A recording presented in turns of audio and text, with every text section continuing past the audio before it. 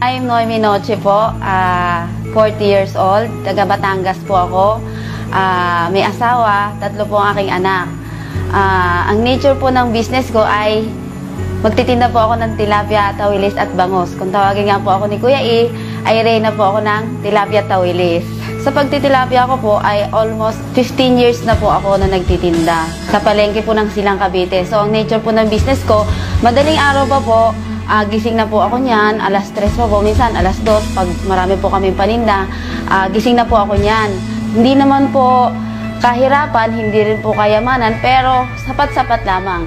So kaya hindi po ako nakapagtapos ng kolehiyo. Noong bata pa po ako, sobrang dami na po ng hirap na pinagdaanan namin.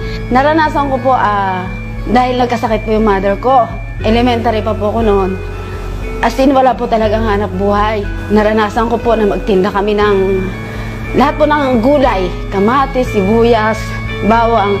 Tapos, nakaranas po kami, kung alam niyo po yung tulya, nanunulya po kami para lang maibili ng gas. Naranasan ko rin po na grade 4 po ako, nag-stop po ako mag-aral para lang po alagaan siya. Na-involve po ako sa AIM Global dahil po sa Cavite rin po, dahil po sa pagtitinda ko rin po ng tilapia. One time po, patapos na po ako ng pagtitinda ko, may isang mama po na may dala-dala siyang complete na sa box.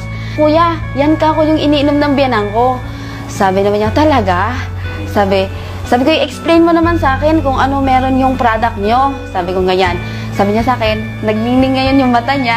Sabi niya, sige, halika dito. Sabi, iniwanan ko po na talaga yung aking pwesto. In-explain niya po sa akin, products, benefits.